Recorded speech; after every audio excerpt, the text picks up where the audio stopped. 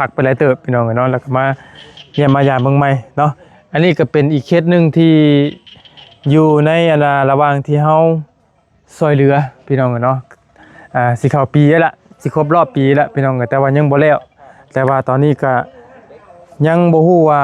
น้องเพิ่นขาดเดือนยังแน่พี่น้องแต่ว่าเห็นตามคร่าวๆมากันน่าจะพอแหละพี่น้องเนาะส่วนก็สิยังบ่พอก็อาจจะเป็นพวกสีพวกกะโหลน่ะแต่อาจจะยังตัวนะแต่ว่า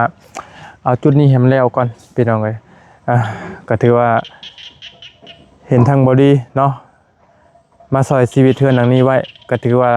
ดีแล้วพี่น้องเนาะเบิ่งนี่ตอนแรกก็อันนั้นน่ะนะบ่แม่นอันนี้ฮะโทรศัพท์บ่บ่แม่นโทรศัพท์บ่โทรศัพท์น่ะเอาโทรศัพท์อันมันฝากให้ข่อยบ่โอ้ยเนาะตกใจว่ะพูดว่าอันขาวๆว่ะอยากได้บ่เจ้าก็เอาว่าตรงๆบ่เอาตรงๆบ่อาการว่าตรงๆนี่แหละว่าจากใจนี่แหละจากข่อยมีโทรศัพท์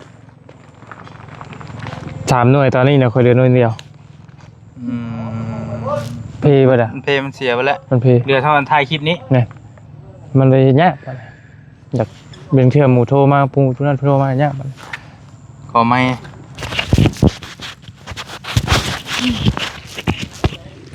โอ้ยบ่ทันได้ให้เบิ่งได้นี่นะค่อยว่าเลยค่อยว่าว้าเธอโอ้คักก็เฮ้ยลิ้นเบิ่งก่อนลิ้นเบิ่งก่อน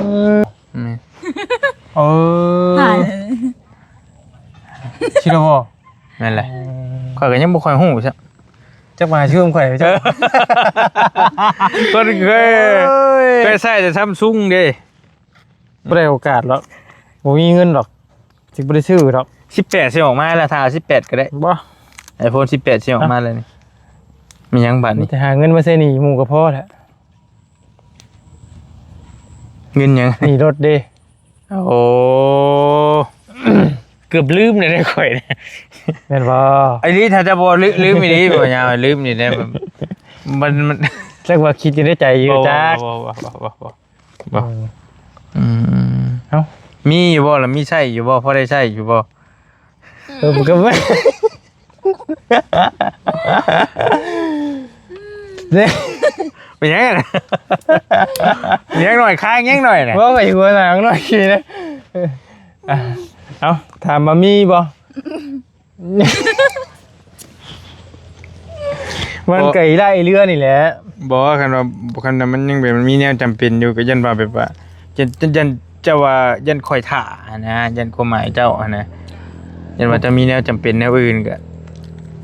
จำเป็นก็จะได้โทรศัพท์นะแต่ว่ายาแล้วบ่เป็นยังอดเอาเพราะว่ายามันเฮาเท่าไรนี่3 ล้านเลย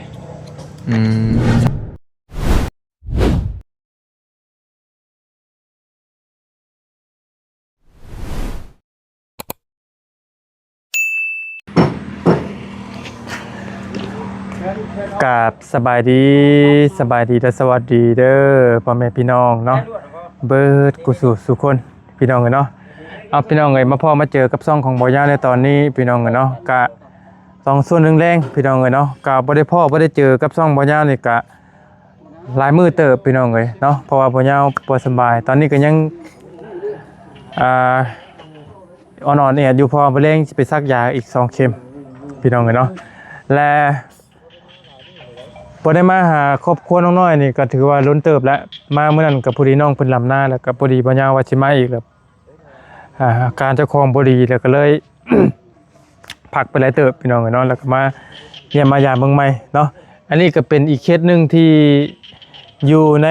ระหว่างที่เฮาซอยเหลือพี่น้องเนาะสิเข้าปีแล้วล่ะสิครบรอบปีแล้วพี่น้องแต่ว่ายังบ่แล้วแต่ว่าตอนนี้ก็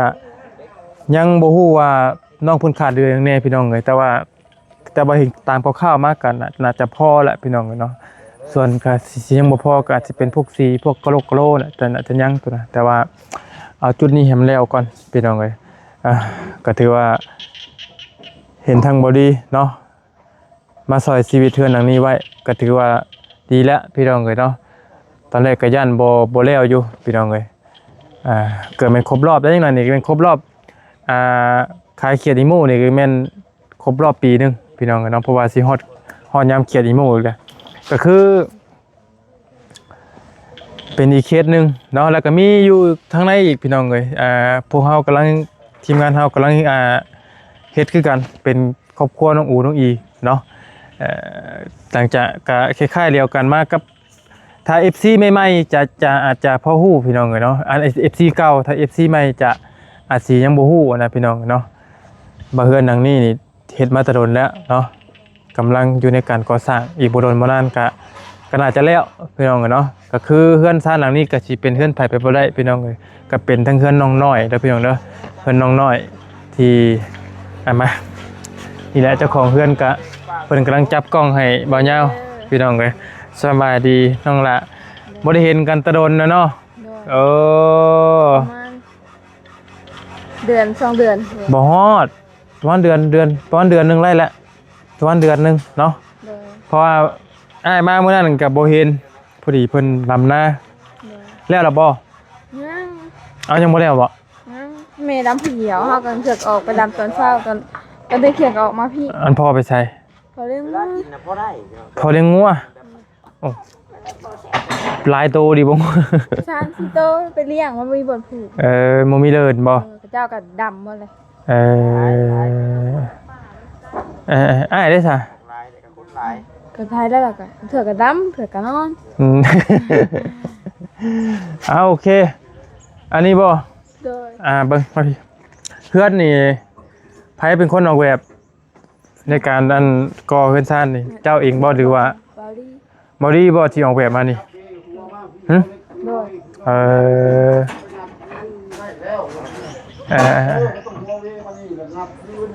คือใช้ห้องเจ้าที่นอนตัวใด ตัวนี้ ห้องตัวนั้น โดยไม่มี2ห้องเลย สิกั้น2ห้องบ่นั่นน่ะ โดย ทั้งเบิดกั้นจังห้อง ห้องนี้ห้องโถงห้องละก็ห้องโถง ห้องนี้อันนี้เป็นห้องแบบใดนี่ มีห้องป้าไว้แบบโล่งๆเลยนะป้าไว้ บ่นะตัวน่ะ ตัวไหนจะแม่นป้าไว้ ป้าไว้แบบใด ป้าไม่ห้องโถงเลยห้องโถงเลย บ่ได้ บ่ห้องสิก่อกันต่อห้อง ห้องนี้2ห้อง โอเคอันตัวนี้ได้จ้ะตัวนี้ ตัวนี้ก็ป้าไว้ห้องโถงป้าไว้แบบนี้ คือประตูลายแท้แบบใดนี่น้องน้อยฮะอธิบายได้บ่พังด้วย ที่ร้านเลยอันนี้ก็ป้าแบบเลยเขาขึ้นมาหากันนี่ เรียกโอ้ยคือประตูลายเธอดินี่1 2 4 3 1 2 3นี่ก็จะห้อง1 4 4อันห้องนี่เนี่ยมันบ่ไว้เฮ็ดหยังนี่นะบ่เฮ็ดหยังบ่ บ่ เอาไว้เก็บเครื่องเก็บของเลยซื้อบ่แล้วตัวนี้มองนี่ได้ใส่บ่ประตูนี่ ใช่นี่สิ อันนี้ก็ใส่บ่นี่อันนี้ก็ใส่บ่ เลย นี่ก็ใส่กัน เลย กันเป็นอันใส่ประตูใหญ่ บอกตู้ห้องแบบห้องห้ามตัวนี้ ใส่ประตูน้อยบ่ เลย อันนี้ก็มานี่แล้วก็ใส่ประตูใช่ แม่แล้วก็ใส่อยู่นี่ กันอีกบ่นี่ แม่กันนี่แหละ หวยกันหลายแท้ กันนี่แล้วก็ที่2ห้องนี่ เงินน้อย กันนี่ เงินน้อยนี่คือกันหลายแท้ปุ๊ดอันนี้ก็ใส่ประตูอีก บอกใช่แต่ใส่ตัวนี้นี่ ใส่ประตูตรงนี้ อันนี้กันมาเลยตัวนี้ ปิดเลยนะปิดเลย แม่เลย ฮะ ปิดเลยเหรอ ปิดมาเลยตัวนี้ ปิดเลยบ่มีซองหยังอยู่เลยนี่ ตัวนี้ปิดเลยป่ะกัดปินขึ้นเลยป่ะ แม่เลย แล้วตัวนี้ตัว ซองนั้นเป็นแนวปากกระโตน่ะ ประตูอยู่นี่อีกประตูใช้ห้องนี้สองห้องเนาะ เลย อันนี้เนี่ยมองไปเข้าห้องน้ำเนาะปุ๊ดออกเข้าห้องน้ำบ่ แม่ บ่มาเห็นประตูนี่ตกใจประตูย่างคือหลายแท้ไผออกแบบให้นี่ บอลลี่ บ่ดีบ่โอ้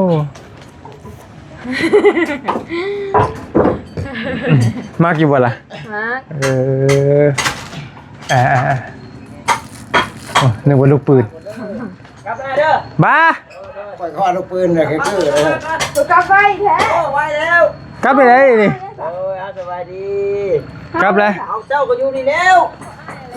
รวมพาเมื่อพร้อมกัน อ้าวไอ้สิเมื่อชื่อเครื่องให้ไม่เท่า ตลาดยังตลาดแรงนะ กับยันว่าแบบเครื่องเนี่ยเพิ่นอยากได้เห็ดผ้าเขานี่สินะ อืม เราจะผ้าเขาเรา ชื่อเองกว่าบันพีนมาหาที่นู่นไกลนึงใคร ใครเราสิขี่รถจักรได้เนาะ หึผ่านกับป้ายไปขึ้นเลย โอ้ มันเงินน่ะเราฝากมาแล้วเลย เออ เดี๋ยวอ้าวเนาะสบายดี สบายดี โอเคเนี่ยก็เมื่อกันได้ค่อยก็ได้ ออกมาดิ ก็มาก็เมื่อกันแล้ว ลูกชายดิ เอ้าดับเครื่องเฉยโอ้ ป่าวอันนี้เป็นห้องมองนั่งเนาะ ไปบ่ได้ว่าหยอกได้เมื่อหลี เอาเมื่อดีบ่ โอ้ยยุงกินเลยเรา ไป มันไปเลย โอเคโชคดี เด้ เนาะ ลุงพี่จัดการหน่อย โอ้ยเห็นขำเห็นไร เห็ดมันน้อยเห็ดมันเห็ดอ้ายนะเห็ดมันเห็ด ไปแล้ว เรียบร้อยคือ ไปแล้ว Happy birthday ไป โอ้นี่ยังเห็นอยู่เลย เด้นี่นี่ นี่ นี่ ตากเม็ดก่อนแป๊บเบิด เอาพอแล้วมานี่สร้างมา2คนเนาะมีอีกผู้หนึงนั่นบ่ได้มาเนาะอีกผู้หนึงเนาะ รถลง รถล่มไปเฮ็ดจะได้รถล่มครับแน่บ่เจ็บแห้งดีบ่ล่ะพ่อ บุราไปได้ยินหรอ เจ็บแห้งดีบ่ผู้รถล่มนะ ก็บ่แห้งปานใดดอกบ่ได้เข้าหมอเลย มีแต่กินยาเอา ไปล่มอยู่ไสน่ะ เริ่มอยู่แถวดาเนี่ยเลยฮัดแบะไปน่ะ เออ โน่นน่ะ อยู่แม่กับแถวที่ว่าของคนเนาะ แป๊บเดี๋ยวผมครับไปคน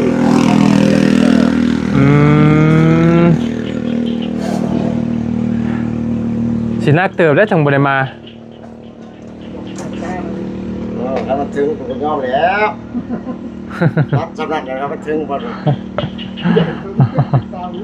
อันน้องนิวได้มาบ่ซั่นบัดนี้ พักผ่อน พักผ่อนโอ้มีการพักผ่อนอีก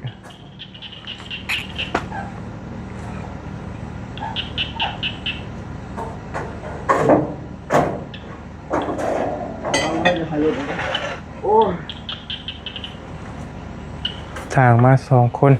พี่น้องกันเนาะกำลังจะใส่เทคานพี่น้องกันเนาะใส่เทคานบิดบ่รถนะน้องบิดอยู่เนาะ20,000แท้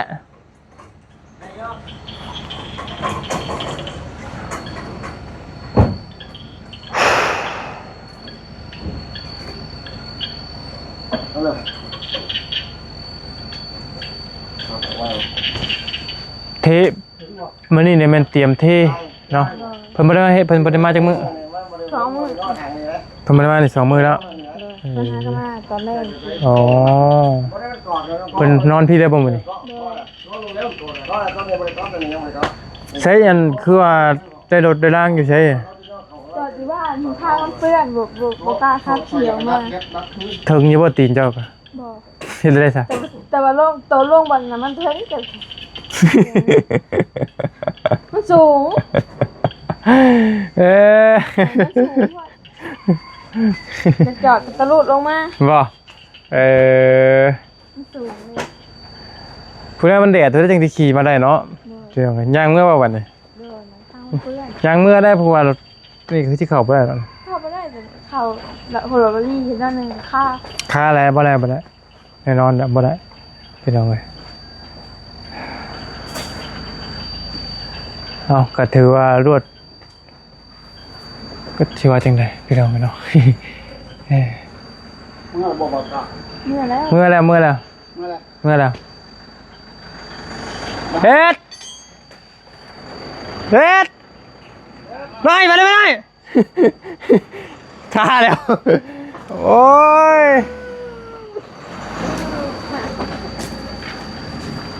ทางออกเลย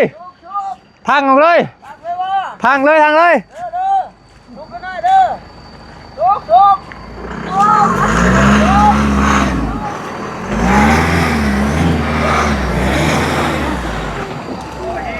แห้งดิโอ้แห้งดิ เจ้ามาเก่า สุดยอดสุดยอดมือแตะถือกับไปโอ้ย หลบเลย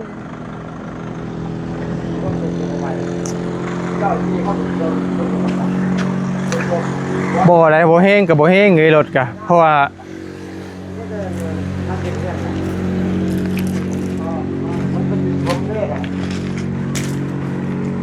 ไปนั่งอยู่โต๊ะไป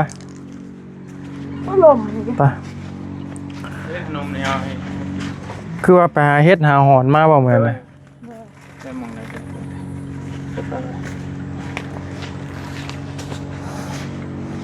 บอกไปน้ำเลย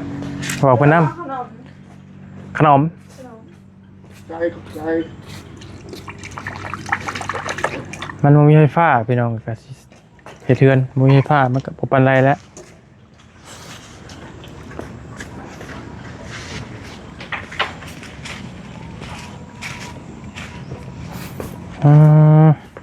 อันนี้มักสะดีบ่คือมักสะลอยนี่มักสะลอยมักสะดีบ่คือมักสะลอย มักสลอย ตรีตรี สวัสดีเด้อ สบายดีมันแย่ได้กินน้ำกันได้หน่อยแล้วนี่ ยันไหนยันตะบุยตีนคน เอาคือกันเนาะ อ้าวเหยียบไปเหยียบมาดิ โอ้ว่าดอก มันก็หักหมด โอ้หักต้นเดียวนึงกะ ตัวสับให้นี่ สะพัง เออเดี๋ยวบ่ตาลืมมันนะ ใช่เห็ด เล่ามื้อละ โอ้ย เอามื้อแล้วตาเอามื้อแล้ว ตาเมื่อเลย ตาเฮ็ดเสร็จแล้ว รู้จักไปเอาใช่ อู้เดาะ จะน่ะข้าวปลาบ่ เอาเข้าไป ไปหาเห็ด เป็นบ่ มันดอกมันบ่กว้างนะนี่ ครับอย่าเว้าดิฉันที่นะคันสิพาไปก็พาไปแล้วได้บ่ได้ก็ยามมันนะ ไปไป เออ ก็ไปเดาะอยู่แถวนา บ่นะ โอ้ย นี่นะ บอกว่าเอาพุ่นนะ เอามองมันธรรมดาก่อนเนาะ บ่ส่งหรอก ฝุ่นไหน ใครบ่ถูก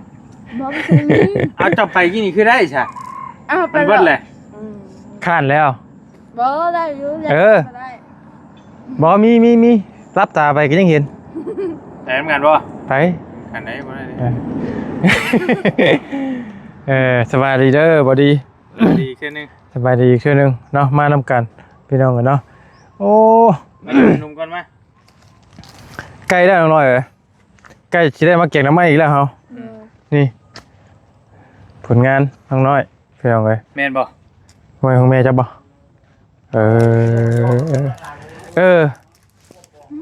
จะหู้หรือบ่หู้หรือบ่อัน ตกใจ เรื่องอันนั่นนะของบอดี้นะ ยังของบริ ว้าวซะเป็นยังของบริ อันนั้นนะอันของบอดี้นะ ยังเขาบ่เลย อันขาวๆนะอันขาวๆ น้อย นะ คิดลึกได้ บอกว่าทำนี่ตัวก็จะคิดไปที่ทุเรน อันขาวๆอ่ะ ขาวๆนะมาเบิ่งเนี่ย ยังน่ะ อันนั้นนะ อันนะโมเมนต์อันนี้ ฮะ คือซับบ่ โมเมนต์ โทรศัพท์บ่ โทรศัพท์นะ เอาโทรศัพท์อันมันฟังให้คอยบ่ อืม โอ้ยเนาะตกใจว่ะพูดว่าอันขาวๆอ่ะอยากได้บ่เจ้ากะ เอาว่าตรงๆบ่เอาตรงๆบ่ อาการว่าตรงๆนี่แหละว่าจากใจดีแล้ว จากข่อยมีโทรศัพท์3 หน่วยตอนนี้นะข่อยเหลือหน่วยเดียวเพย์ป่ะล่ะ เพลมันเสียไปแล้ว มันเพย์ เหลือเท่านั้นถ่ายคลิปนี้ เนี่ยมันเลยยากป่ะล่ะอยากเป็นเทื่อหมู่โทรมาปูทุกนั้นโทรมายากป่ะล่ะ ขอไม่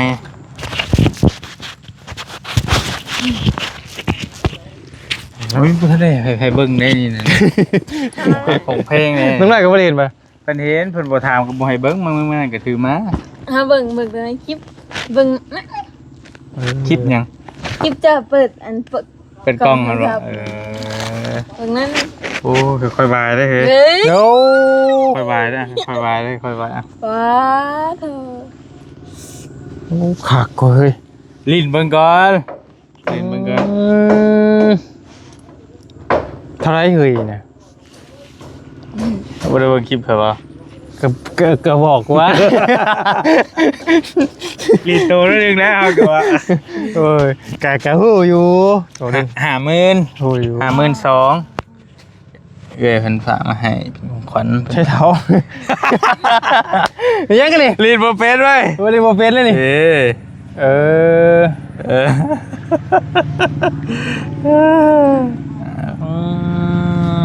มือหนึ่งเลยบ่นี่ เด้อ 10หยังเกาะ 17 Pro Max ล่าสุดเลยบ่ เด้อ ที่บ้านส้มๆบ่ แม่นแหละแต่ว่าเอ้ยเพิ่นเลือกสีนี้มาให้ไอ้สีส้มๆที่เขาจะมักเล่นกันนะแบบว่าอวดกันนะเห็นแล้วว่ะจะแบบว่าเฮ้ยฮัลโหล ไอ้พวกตัวแรกที่เจ็ด ช่วงมันออกใหม่ๆเลยแต่อันนี้มันเป็นสีขาว ถ่ายรูปก่อน โอ้แต่กล้องหน้ามันได้เรื่องได้กล้องแบบว่ามันไกลเห็นบ่มันยังเห็นบ่มันแบบมันกว้างนะมันกว้างนะ เจ้าหน้าคือเรียมแท้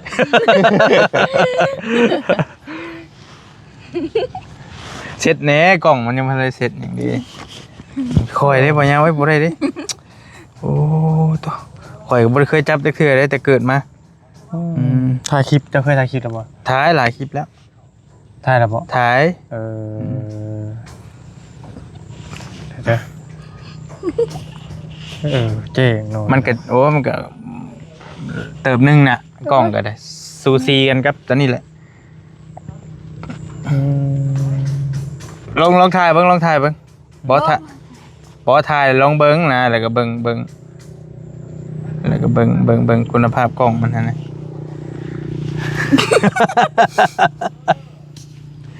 บ่ได้ปรุงแต่ง ธรรมชาติเลยได้หลอนๆเลยได้มันเอาออกบ่เป็นบัดนี่ เด้หลบนี่ เป็น พี่ค่อยกับลิ้นบ่ค่อยเป็นไปเลย เขาบ่เคย เฮาเคยชินอยู่กับ Android แต่ Samsung แหละมันเลย เขา เนี่ย บ่เคยได้ในโฟน เนี่ยบัดนี้ แต่เขาก็สิ้นไปเองเนาะ อืม ได้ประเด็นมากะ แม่นแหละ ล่าสุดเลยเนาะ โดย 50,000 52,000 ที่วินเพิ่นตลอดบ่ แม่นแหละที่ไอ้วินแจกเรื่อยๆนะหากระสิได้จับนี่แล้วค่อยก็ได้ แต่เกิดมา ไม่เคยใช้โทรศัพท์แพงปานนี้จักเทื่อ ก็ เพราะว่าเจ้าก็มีแต่ซื้อมือสองเนาะที่ มือสองผมข่อยกับมือสองนี่ ที่า มือหนึ่งแต่ตัวนี้โอ้มันยังติด นี่ ตัวนี้มันบริเพงเดี๋ยวมันบอด2 ล้านครับ2 ล้านเกือบ2 ล้าน ก็ซื้อมาใช้แอป อันนี้มือหนึงนี่ยอมรับเลย ที่เหลือนี่มือสองหมดเลยนี่ อยู่ในรถนี่ยัง ของข่อยอัน บ่มีละไปซ่อมเอาไปซ่อมแล้วซ่อมอีกแล้ว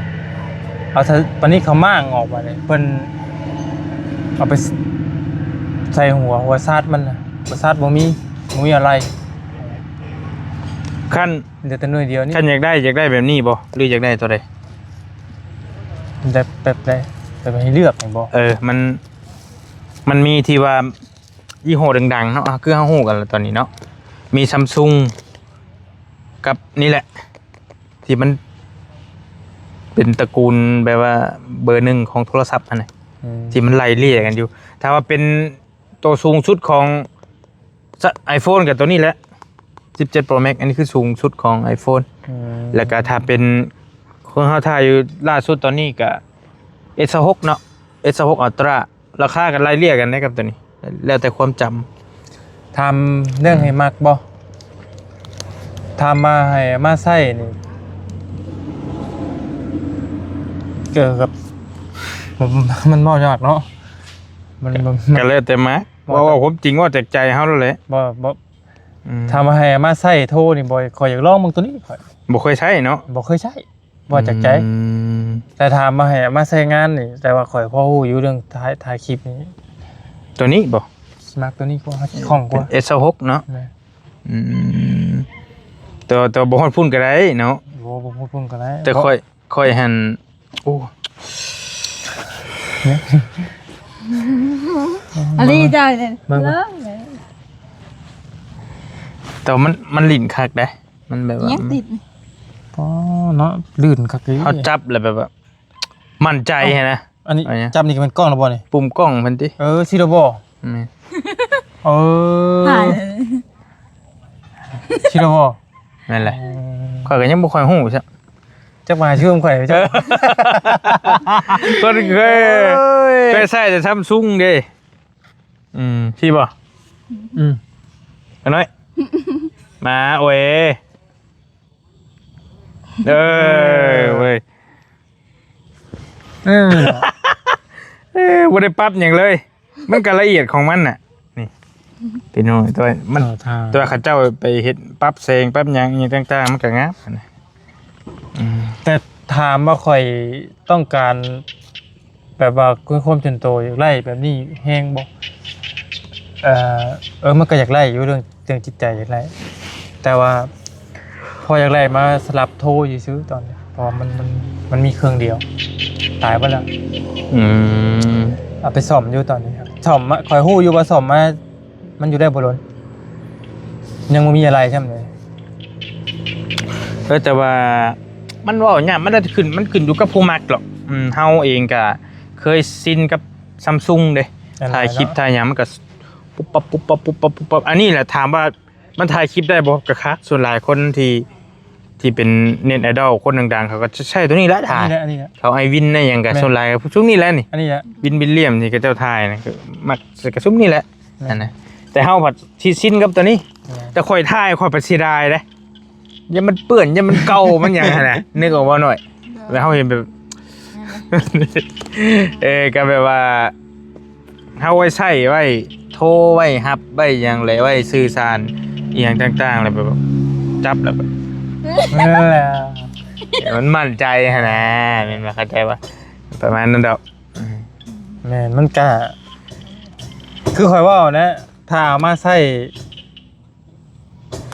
แบบนี้เนี่ยข่อยอยากได้แบบนี้อยากลองเบิ่งนะถ่ายคลิปก็ได้ข่อยถ่ายจังหน่อยสิถ่ายนี่จังหน่อยจะปิดคลิปแล้วข่อยสิถ่ายเช้าตัวนี้แล้วถ่ายแต่ว่าอยากคือนี่ใจอยากลองเบิ่งไงบ่เคยใช้ก็แต่เกิดเป็นคนมาก็บ่เคยใช้พวกนึงเถอะตะกี้ก็บ่เคยใช้แต่ตัวนี้นะ Samsung ลง Android ใช้ Vivo ไปตะกี้นะเก็บเงินเอาเก็บเงินอยู่เก็บเงินที่ซื้ออันเครื่องใหม่อยู่ก็บ่ได้คิดบ่ได้ฝันว่าสิได้ใช้ดอกข่อยก็คันว่าเอ้ยเพิ่นฝากมาให้นี่ถามว่าเฮาซื้อได้บ่มันก็ซื้อได้แต่ถามว่าสิมันแบบว่ามันโอ้คือแพงแท้น่ะเฮาเว้าในนี้ซะเฮาบ่แม่นบ่อยากว่าตอแหลหั่นนะพี่น้องถามว่ารถคันเป็นล้านเฮาซื้อได้แม่นบ่แต่ความหมายว่าเฮาสิซื้อผัดนึกเอาบ่หน่อยมันคือว่าแพงแท้น่ะคือว่ามันมีจำเป็นแต่ว่าถามว่าอยากได้บ่ก็อยากได้แต่ว่าของมายาวกับเครื่องนี้เจ้าจำได้บ่ตั้งแต่ผู้ซื้อข่อยพุ่นบ่บ่จะซื้อก่อนเนาะจะซื้อเองเจ้าเนาะแม่นลาวใต้ผู้ตั้งแต่น้องสาลีผู้เปิดตั้งแต่น้องสาลีเพิ่นได้สับคือนี่เริ่มด้วนเลยมันแต่ตามการเวลาอย่ามักบ่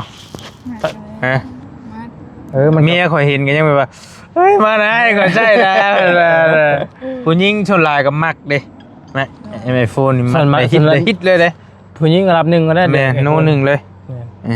แต่เมียข่อยเห็นในคลิปเจ้าโอ้ซานี่สิได้ใช่บ่เราซานี่สิได้จับน้ำมูอยู่เมียอยากใช่ข่อยบ่ให้ใช่เอาใช่เดี๋ยวยังหวงอยู่ชื่อให้ได้กว่าเพิ่นน่ะว่าอยู่กึกทึกอยู่เมียข่อยเห็นในโทรศัพท์ในอันคลิปเจ้าอยู่มีโอกาสได้จับได้ใส่บ่เรานี่เนาะแต่ว่าไล่เพลงได้ข่อยไปติดอันนี้ว่านี่กับติดหอบอันนี้700ปลายบ่เกือบ800บัวแล้วเนาะแต่ว่ามันก็แล้วแต่ยี่ห้อดอกเลยฮะเอาแบบดีๆนี่ฮะนะก็คือกันกับ Samsung หั่นแหละประมาณนั้นแหละปะซะจังนั้นนะอย่าละเนาะอย่าเลยอย่านี่คือสิบ่ได้โอกาสหรอกบ่มีเงินหรอกสิบ่ได้ซื้อหรอก18สิออกมาแล้วถ้า18ก็ได้บ่ iPhone 18สิออกมาเลยนี่มีหยังบัดนี่แต่หาเงินมาใช้หนี้หมู่ก็พอแหละเงินหยังหนี้รถเด้โอ้เกือบลืมเลยได้ข่อยแม่นบ่ไอ้นี่ถ้าจะบ่ลืมอีนี่บ่ยาวลืมนี่ได้มันจักว่าคิดอยู่ในใจอยู่จักบ่เอ้ามีอยู่บ่ล่ะมีใช้อยู่บ่พอได้ใช้อยู่บ่มันก็บ่ เนี่ย เป็นยังไงนะเลี้ยงหน่อยค้างเลี้ยงหน่อยนะ ว่าไปหัวหนังหน่อยทีนะเอาถามมามีบ่มันไก่ได้เรือนี่แหละ บอกว่าคันว่ามันยังแบบมันมีแนวจำเป็นอยู่ก็ยันว่าแบบว่ายันเจ้าว่ายันคอยถ่านะยันความหมายเจ้านะยันว่าจะมีแนวจำเป็นแนวอื่นก็ ก็จำเป็นก็จะได้โทรศัพท์นะ อืม แต่ว่ายาแล้วบ่เป็นหยังอดเอาเพราะว่ายามันเฮา เท่าไรนี่ 3 ล้านเลย อืม 3 ล้านเป็นเท่าไหร่จักพัน 4,500 คิดปัญหาบ่ อืม เดือนเท่าไหร่บัดนี้ จังเจ้านะเจ้าให้ข่อยตอนนั้นข่อยก็บ่ได้สร้างจื่อเด้ ปัญหา จะให้ล้านหนึงบ่ตอนนั้น แม่น 1,500กับ4,500เป็นเท่าไรหน่อย1,500กับ4,500 7,000 เว้ย โอ้ มันขึ้นแล้ว โอเค บอกว่าเกินแล้ว กับใจตึ๊ดเออ เอาไปหน่อย ฮะ เพิ่นถามเจ้า 4,500 กับ1,500 4,500 กับ1,500 6,000บ่ เป็น 6,000 เป็น 6,000 เป็น 6,000 เป็น 6,000 บาท เขาคุยกันแต่ละชา เท่าไหร่ละเดือนเท่าไหร่ให้บัดเดือนอยู่12,000บ่แม่นบ่ 18บอกคุยกัน เออ รถนั่นบอรี่กับปันให้บอยาวใช้นะ แม่น พี่น้อยก็เพิ่นว่าบ่มีเงินแล้วก็รถก็ตายแต่บางเงินบอรี่ให้ซื้อรถใหม่เด้ตอนนั้นซื้อรถใหม่แล้วก็บ่ได้ค่อยใช้รถคันเก่าก็บอยาวเพิ่นว่าก็ซั่นแหละขอเอามาใช้ก็ได้บ่แต่ว่าบ่มีเงินเด้อว่าซั่นมียามใดสิค่อยให้หันนะ บอรี่ก็ได้ก็บ่เป็นหยังเพราะก็บ่ได้จำเป็นอยู่แล้วแล้วก็คนกันเองหมู่คู่กันนะก็บ่ได้คิดหยังหลายแล้วคันคนอื่นเฮาก็บ่กล้าให้ไปได้แหละคือว่าหั่นนะแต่ว่าก็บ่ได้คิดหยังหลาย18,000ไอ้บ่ยาเพิ่นให้ก็ให้ 6,000 พี่น้องเนาะแล้วก็ยังเหลืออยู่12,000บัด เหลื นี้ อ12,000จักยามได้บัด ก็บ่เป็นหยังปีหน้าปีฮื้อก็ได้เบิดคนน่ะบ่มีปัญหาบ่ได้ฟ้าวดอก เมื่อคืนนี่ก็คือตั้งเงินปีนต้องมา รถหั่นบ่ ตั้งนนก่อนตั้งนนโอ้ จะได้ขอบใจเด้อบ่ยาวเด้อ เอาได้ว่าเป็นยังขอบใจเจ้าคือกันเนาะดูด้วยแท้นี่ ลิ้นบ่ลิ้นเบิ่งบ่ บ่จะ จะลิ้นบ่ได้ห่วงเด้อเนาะ บ่ เอาลิ้นเบิ่งเอา อยากได้ แม่นเลยบ่รูปนี้ก็พอแล้ว อยากได้ถ้าสมปล่อยก่อนนิดนึงเดี๋ยวสิจบคลิปแล้วถ้าให้บ่ยาวเลือกเด้อถ้าบ่ยาวมีS 16 ชาวบ่16ก็ได้23 คันว่าเฮ็ดเท่า3น่ะข่อยซื้อล่าสุดนั่น 15,500 23จัก2เครื่องแล้วบัดนี้มาให้ข่อยเลือกข่อยมี23มีแล้วเนาะแล้วเฮาแล้วมาให้ข่อยเลือกข่อยสิเอา S 26กับนี่ข่อยสิเอาทั้งนี้มาใส่ลองเบิ่งกันเลย บ่เคยใช้ติ บ่เคยใช้ความคิดข่อยนะคือตัวพวกไอ้น้อง เอาเคยใช้แล้ว เคยใช้แล้วเฮาฮู้จักเบิดแหละระบบมัน อันนะ โอ้ใช้เจ้าก็ติดใจแล้วเด้ เจ้ากันเนาะบุญมี อยู่นี่ดีเจ้าเนาะชื่อว่าบุญมีดิ สาธุก็เอ้ยผู้ซอยน้องน้อยนี่แหละเอ้ยผู้เดียวกันเพิ่นก็อยากฝากของขวัญให้หั่นน่ะเพิ่นว่าบ่ได้ล้มกับเพิ่นก็บ่ได้โดนมื้อน่ะเพิ่นว่าส่งที่อยู่ให้นี่เด้อเพิ่นก็บ่ได้เว้าหยังหลายเลยขอสิฝากเครื่องไปให้และบอลี่ก็บ่ได้จักซะว่าเพิ่นสิฝากโทรศัพท์มาให้หั่นน่ะเป็นหยังดีบัดนี้เอ้ยเพิ่นว่าข่อยสิไปฝากแล้วอยู่บริษัทแห่งหนึงแล้วเพิ่นบ่รับเป็นยันของมันเสียว่าของมันมีมูลค่าประมาณ50,000ปลายเพิ่นว่า แต่ก็บ่ได้คิดว่า ตึ้ง มื้อจะว่ามื้อน่ะบ่เป็นทิศน่ะบ่ นั่น เฮาบ่ได้ฮู้แล้วว่าเธอใส่ ก็ค่อยนอนแทบจะบ่อยากรับบัดนี้บ่ยาว แม่นยังดีตกแบบว่าเฮาคิดนำหั่นนะรุ่นพร้อมเพิ่นก็บ่บอกอีกได้ว่าคือหยังไดจะไปรุ่นเอาแต่ในใจค่อยฮู้แล้วว่า iPhone แล้วคือ ฮู้เองข่อยมาเสิร์ชเบิ่งเจ้าฮู้บ่ข่อยฮู้ได้ใดข่อยมาเสิร์ชเบิ่งเป็น iPhone แท้ๆอันนี้บ่รู้ไผบอกอะลีดอได้นอนรอกับเมีย นอนรอกับเมียอยู่ลิคันบ่แม่น iPhone กะS6 พอมาเบิ่งราคามันอยู่เรทประมาณนี้หั่นนะประมาณ 50,000 ปลายข่อยคิดว่าบัดนี้ผู้แม่ยุริเพิ่นว่าจั่นเป็นกระเป๋าเป็นนาฬิกา กูว่าบ่แม่นดอกบ่แม่นจังได๋ก็บ่แม่นนึกในใจนะคิดว่ามั่นใจจังได๋กับ iPhone 1 iPhone ลงมานี่ต้องเป็น S6 เป็น Samsung ข่อยว่า คิด นะ ว่าเป็นโทรศัพท์อยู่แล้วเนาะ เป็นโทรศัพท์นี่ๆข่อยนึกในใจว่าแม่นอีหลี กันชื่อเลขก็ถูกแหละ อันนี้ก็ต้องขอบใจเอ้ยเพันดีลายเพิ่นเมตตา เนาะ ซื้อมาให้ก็ได้ใช้แล้วถือว่ามีบุญได้ใช้ iPhone แล้วพี่น้องเนาะผู้เดียวกันนั่นแหละเป็นซอยน้องน้อยนี่ก็ได้หลายได้ แม่นบ่ได้เนาะ รถคันหนึง เพื่อนที่มาต่อ เพื่อนอีก โอ้ แสนปลายบาทผู้ใดน้องน้อยก็บ่ได้แม่นนิดหน่อยได้ จะได้กูเจ้าอีก ก็ว่ามาพื้นหั่นนะเพิ่นก็ซอยเพิ่นซอยหลายคนมี เห็นอยู่เห็นตอนกลางคืนต้องแจ้งไปก็เห็นอยู่ มีแต่นักๆทั้งนั้นเลยเพิ่นซอยหั่นนะ ป้าสาวน้อยมีแต่ว่ายังมันยืดมันยาวดีมกดีใจนำไม่ได้เด้อทั้งสอง ขอบใจได้ คน หลาย แหละเนาะ ใจหลายๆเด้อปัญญาเด้อ ขอบใจคือกันเนาะ อย่าเบิดหนีไว้ โดยจ้า บ่ต้องฟ้าวข่อยน่ะบ่ได้ฟ้าวอยู่แล้ว มื้อใดก็ได้ ข่อยฮู้อยู่แต่ว่า ก็ว่าข่อยยังไงจะชื่อมันยังไงมันวิทย์ว่ายังไง บ่ยาก็ส่งหาหลายมื้อแล้วข่อยนึกบ่ได้ออกเลยได้แบบว่าแต่ว่าจะเอาเงินรถให้โอ้ลืมเลยลืมอีหลีเฮาคุยกันหลายเรื่องหลายอย่างเลยลืมฮอดว่าเจ้าเอาเป็นหนี้รถข่อยนะ เดี๋ยวอยู่12,000 โดย 12,000แล้วรุ่นต่อไปว่าบ่ยาสิให้เพิ่นเท่าไหร่เนาะ อ่ะจำให้ได้บ่ได้น้อยไป ไปดีเด้อเนาะ ไป ดีมีแฮง ที่ยืดที่ยาวดีมีแฮงเนาะอ๋อยาวดีไปอยู่ดีมีแฮงจะพี่น้องไอ้โชคมันร่ำด้วยเนาะทางทางเพิ่นก็กำลัง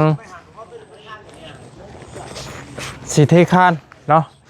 ป้าขอบคุญกับคุณได้พี่น้องไปเพิ่มเติมยังไงถึงว่ากันเนาะแบบเพื่อนแบบซ่านนี่ทั้งบอดี้ออกเองนะเนาะ แม่นแหละข่อยออกแบบเอง โอเคอยู่ดีมีแฮงพี่น้องเลยเนาะ